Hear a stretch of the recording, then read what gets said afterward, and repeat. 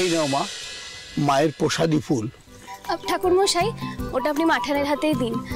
মাঠান তো আমাদের বাড়ির গুরুজন, মা মঙ্গলচণ্ডীর পরে আমাদের পরিবারের ছাতা উনি। মাঠান, তুমি সবার মাথায় ফুলটা ছুঁয়ে দাও।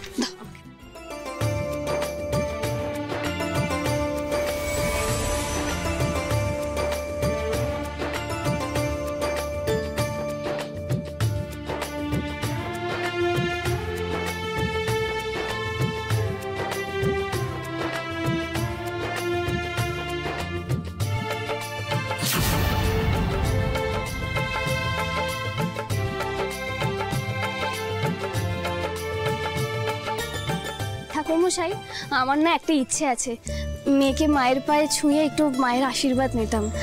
আপনি যদি একটু অনুমতি দেন। কেন নয় মা, আমি অনুমতি দিলাম। নিয়ে এসো, তোমার মেয়েকে নিয়ে এসো।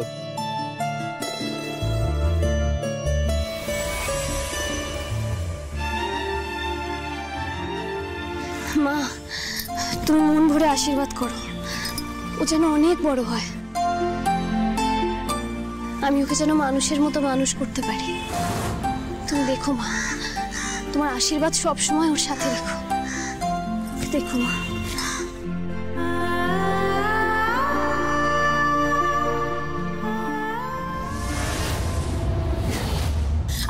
কে তুমি?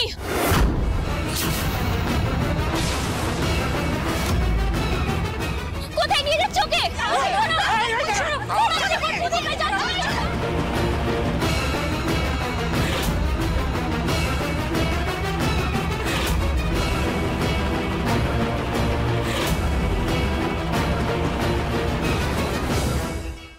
আমি ওর মা, ও আমার সন্তান, আমায় ফিরিয়ে দাও, কেরম করো না। না না, হে বাচ্চাটাকে আমি ফেরত দেবো না, আমি কিছুতে ফেরত দেবো না। হে বাচ্চাটা আমার, হে আমার মেয়ে, হে আমার। কি ভেবেছোটা কি? হ্যাঁ, বাচ্চা নিয়ে পালাবে? হ্যাঁ, এত সোজা? দাঁড়াও এখানে, চুপ করে দাঁড়াও, কোথাও যাবে না তুমি। কিছুতে আমি দেবো না, ছাড়ো ছাড়ো আমাকে, ছাড়ো, আমি কিছুতে দেবো না। কি করছেন কি? দেখুন দেখুন, আপনি একজন মহিলা বলে কিন্তু গায়ে হাত দিচ্ছেন না, কিন্তু কিন্তু আপনি আমাদের বাচ্চাটাকে ফিরিয়ে দিন। দাও আমার মেয়েকে, দাও আমার মেয়েকে। এই না না, তুমি এভাবে কেড়ে নিতে চাও না, তার আমি দেখছি। মা, তুমি ওকে ওভাবে কেন কেড়ে নিলে মা? ও তো আমার সন্তান, আমার কাছে ফিরিয়ে দাও। ও বিপদ আছে, ওকে তোরা কেউ রক্ষা করতে পারবি না। ও থাক, ও আমার কাছে থাক। কিসের বিপদ মা? তোর বাচ্চাটাকে কারা যেন খুন করতে চায়, তোর কোল থেকে কেড়ে নিয়ে গিয়ে মেরে ফেলবে, জানিস? সকাল সকাল সবাই আবার ঘটা করে গেল কোথায় বলো তো? হ্যাঁ, মা মঙ্গলচণ্ডী থানে গেছে, পুতুলের মেয়ে হয়েছে না, পুজো দিতে গেছে ঠাকুরের কাছে। সব দেখছি আর শুনছি আর গা জ্বালা করছে আমার। এমন করছে না, বাড়ি শুধু লোক জানে, কোনো যেন ছোট বাচ্চা দেখেই নি। ওলি বাবালি শুরু করে দিয়েছে। দেখে আমার বাচ্চাটা, তার তো মাথার উপর থেকে ছাদ চলে গেল। কারোর কোনো হেলদোল আছে? কেউ ভাবছে না, এত নিষ্ঠুর লোকজন। আরে তুমি চুপ করো তো, সকাল থেকে তোমার কান্নাকাটি আর কাঁইকিচি শুরু হয়ে গেছে। একটা কাজও তো ঠিক মতো করতে পারো না, এখন কাঁদুনি গে কি হবে? আহা, কি সুন্দর দুধের শিশু একটা। না না না না, আমি কিছুতে একে ওদের হাতে ছাড়বো না। আমি নিজেকে রক্ষা করব। ও আমার কাছে থাকবে। তোরা কেউ ওকে রক্ষা করতে পারবি না, কেউ রক্ষা করতে পারবি না। তুই ওকে বাঁচাতে পারবি না। ও আমার কাছে থাক, ও আমার কাছে থাকবে। আমার কথাটা একটু শোনো, আমার কথাটা। আমি তোর মা, আমি আমার সন্তানকে রক্ষা করতে জানি। মা মঙ্গলচণ্ডীর আশীর্বাদ আছে ওর মাথায়। আমার বিশ্বাস, যত বড়ই বিপদ আসুক না কেন, মা আমাকে এতটাই শক্তি দেবেন, আমি ওর গায়ে কোনো আঁচ আসতে দেব না। ওর সব বিপদে ওর সামনে আমি ওর ঢাল হয়ে দাঁড়াবো। প্রয়োজনে আমার জীবন দিয়ে ওকে রক্ষা করবো না। তুমি ওকে আমার থেকে ভাবে আলাদা করে নিও না, ওকে তুমি আমার কাছে ফিরিয়ে দাও। কি হলো তাও? আমার মেয়েটাকে ফিরিয়ে দাও। ঠিক বলছিস তো? তুই এই বাচ্চাটাকে রক্ষা করতে পারবি তো? আমি পারবো মা, আমি ঠিক পারবো।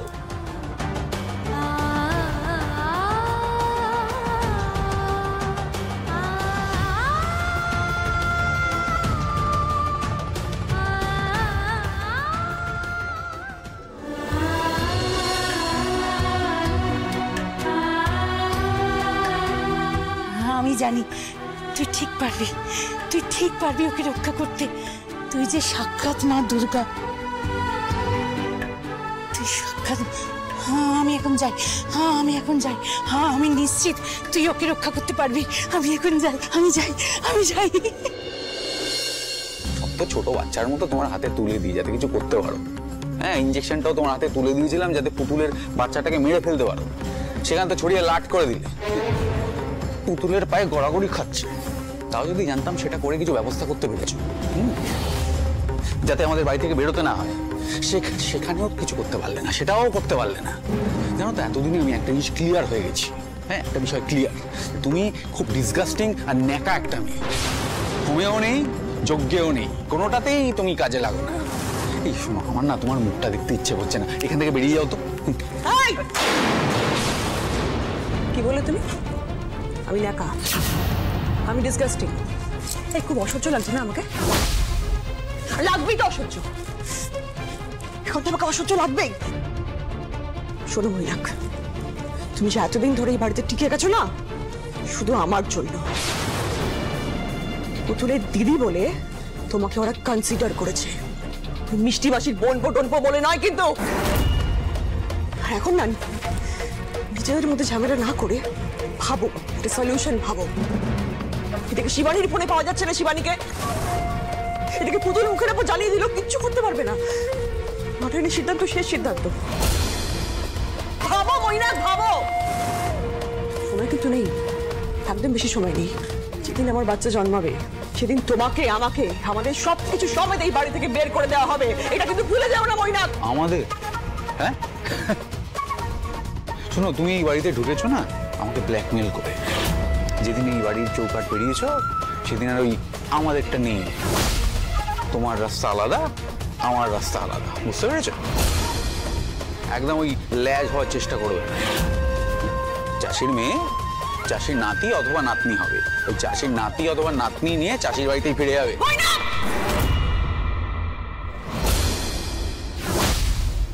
কি জানি কেন এমনটা করলেন, উনিও হয়তো কোনো সন্তানহারা মা, তুই এক মা হয়ে হয়তো আর এক মাকে সাবধান করে গেলেন।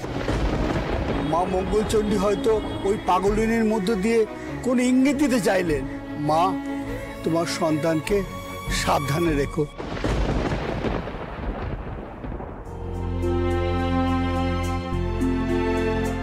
আপনি কোনো চিন্তা করবেন না পুরোহিত মশাই, মা যখন ইঙ্গিত দিয়েছেন, আমি আর পুতুল আমাদের সন্তানকে যক্ষের মতো আগলে রাখবো। আর মায়ের আশীর্বাদ তো রইলই, কোনো বিপদ আমাদের সন্তানকে স্পর্শ করতে পারবে না। মা,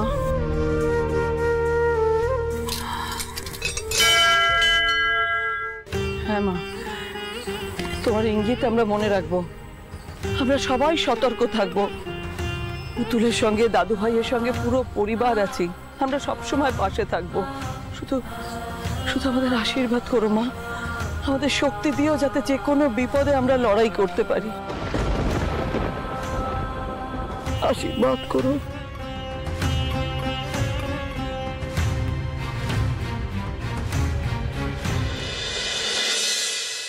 ওমা, বিন্দু মাসি তুমি কি গো? দূর থেকে তোমাদের গাড়িটাকে দেখলুম, মনে হলো গাড়ির ভেতরে আমার পুতুল বৌমাকে দেখো।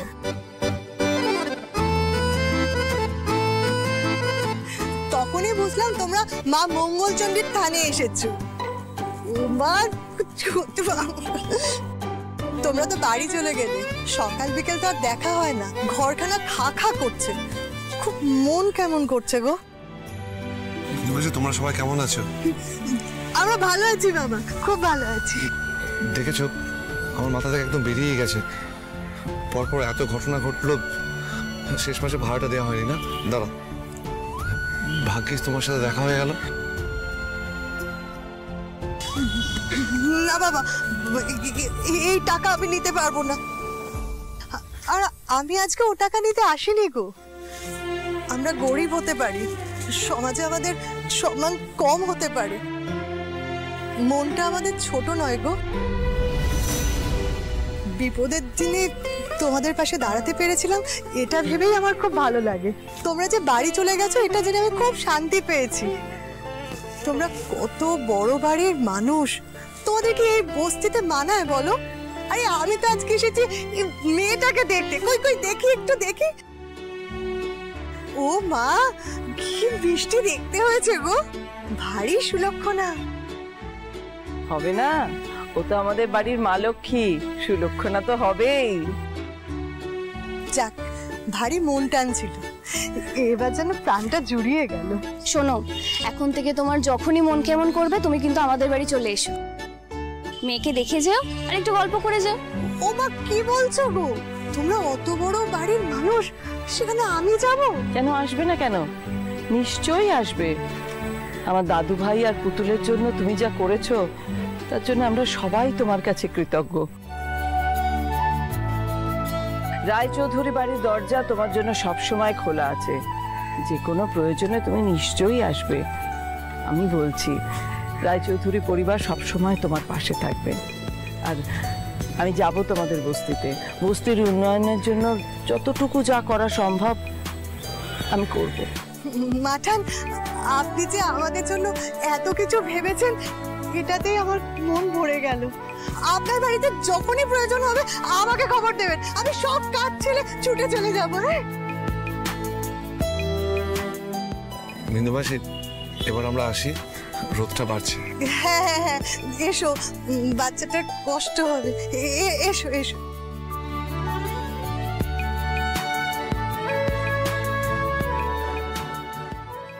একদম চালাকি করার চেষ্টা তুমি আমার সঙ্গে করবে না। কেন যাবো বাপের বাড়ি? তুমি আমাকে বিয়ে করেছো, তুমি আমার দায়িত্ব পালন করবে। পারবো না। হ্যাঁ, তোমার মতন একজন অপদার্থ মেয়েকে নিজের ঘাড়ে চাপিয়ে আমি মন করে ঘুরতে পারবো না। তাহলে যে কাজটা দিয়েছিলাম সেটা ঠিক করে করতে পারতে, তাও কনসিডার করতাম, কিন্তু সেখানেও ছড়িয়ে লাট করেছো তো। আরে তোমার নিজের বোন তোমাকে লাথি মারছে। হ্যাঁ, এত ভয় করে কান্নাকাটি করলে কোনো লাভের লাভ কিছুই হলো না। এখন তুমি আমার ঘাটের উপরে বেতালের মতো চাপবে, ড্রাকুলার মতো রক্ত শুষবে, আমার বাড়ির আবদার পেয়েছো। হ্যাঁ, ওসব হবে না। তুমি তোমারটা বোঝো, আমি আমারটা বুঝে নেবো। তুমি আমার সঙ্গে এটা করতে পারো না মইনা, আমি তোমাকে ছাড়বো না। কিন্তু তোমার বড় বড় কথা জ্বালিয়ে মারলো। Unknown number. কে? হ্যালো, কে বে? রে হারামজাদা, আমি শিবানী। শিবানী? আরে আরে তুমি কোথায়? আরে আছি একটা গোপন আস্তানাতে। আরে তোমাকে তো ফোনে পাওয়া যাচ্ছে না, গোপন ডেরা। তোমাকে তো ফোন করে করে পাগল হয়ে যাচ্ছি। আরে তুমি, এটা আবার কার নাম্বার থেকে ফোন করছো? কি মাথা মোটাবে? হ্যাঁ, তুই পুরোনো নম্বরে ফোন করেছিস? ওরে পুলিশ সালা আমাকে খুঁজছে। আমি কি পুরোনো নম্বরটা সোনা দিয়ে বাঁধিয়ে রেখে দেবো? সে সিম কার্ড আমি ফেলে দিয়েছি, একটা বেনামের নতুন ফোন নিয়েছি, এই নম্বরটা নিয়েছি, এটা সেভিং করে রাখ। আমার সঙ্গে তাড়াতাড়ি দেখা কর, আর্জেন্টিং আছে। হ্যাঁ, একটা নতুন বড় ভালো প্ল্যান আছে। হ্যাঁ, সে তো আমারও তোমার সাথে অনেক কথা আছে। হ্যাঁ, এখানে একটা চব্য হচ্ছে। আচ্ছা, তোমার সাথে দেখা করবো, কিন্তু কোথায় যেতে হবে বলবে তো? আচ্ছা আচ্ছা, ঠিক আছে, আমি আসছি। হ্যাঁ, রাখলাম। হ্যাঁ,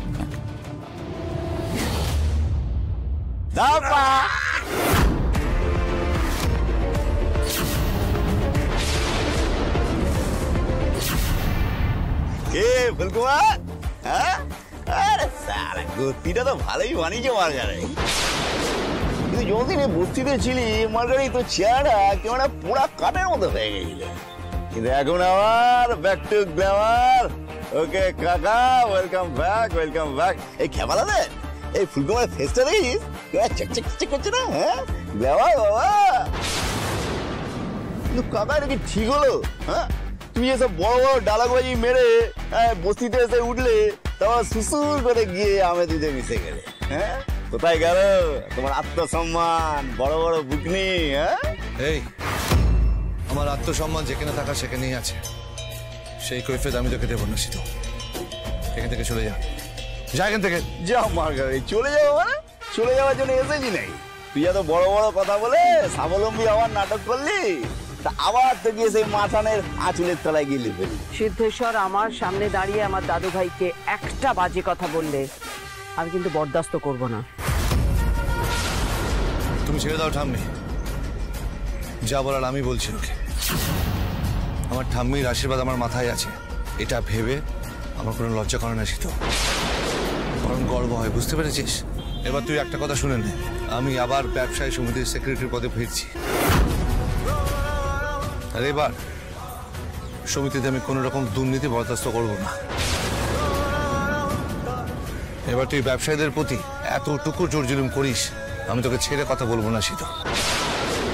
কাজে বেশি উড়িস না, বলে না শেষ করে দেবো কিন্তু তোকে। এই শালা বড় বড়ই বাচ্চা, চোখরা আছিস কাকে বে? হ্যাঁ, তুই আমাকে শেষ করে দিবি?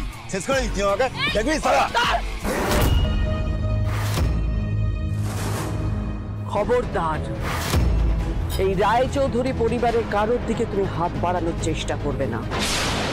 তুমি এতদিন অনেক অন্যায় করেছো, কিন্তু আমি নিজে হাতে কখনো তোমায় শাস্তি দিইনি, কোনো শাস্তি দিইনি। কিন্তু আজ বলছি, এবার যদি তোমার ওই নোংরা হাত দিয়ে আমাদের এই রায়চৌধুরী পরিবারের কারোর গায়ে এতটুকু আঁচড় কাটার চেষ্টা করো, তাহলে ওই হাত দিয়ে কোনোদিন কোনো কাজ করতে পারবে না, এমন ব্যবস্থাও আমি করব, কথাটা মনে রেখো। শালা মাটনের উপর শিবানী ভর করেছে নাকি?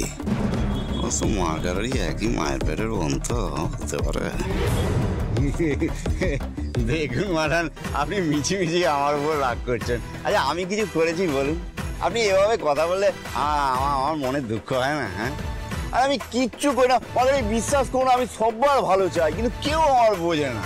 ওই যে মাঝারি মাঝে মাঝে বল করে ফেলি, মাথা গরম না।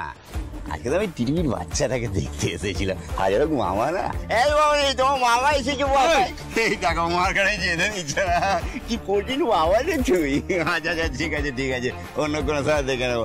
মাথা রাখি মামা, মাথা চলি মামা চলে যাচ্ছে, এই সবাই চলে এসো, চাচা বাবা, চাচা।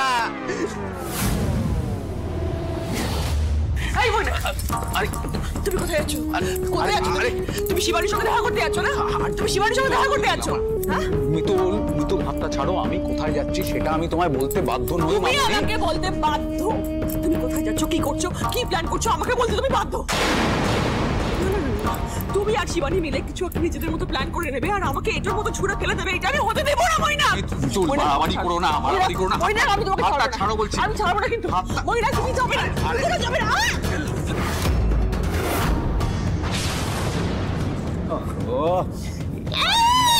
নটাঙ্কি শুরু হলো।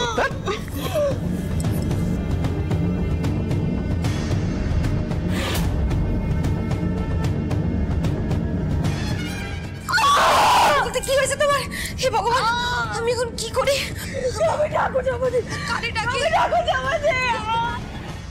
কারে ডাকি? বাড়িতে তো কেউ নাই, বড় বৌদির তো ধুম জ্বর, কারে ডাকি? তোমার ফোনটা কোথায়? ফোনটা কোথায়? ঘরে ঘরে ঘরে যাবে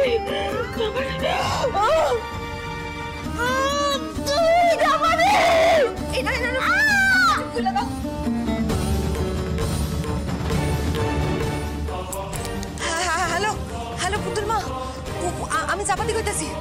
শোনো না, তোমরা শিগগিরই বাড়ি চলে আসো, মিতুল দিদির খুব বড় বিপদ।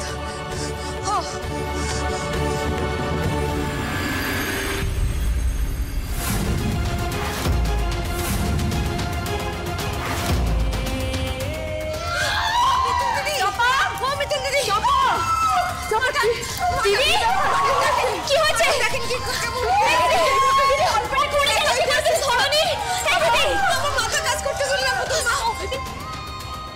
ও ছোট মামা, এদিকে এসো, ধর, সাবধানে।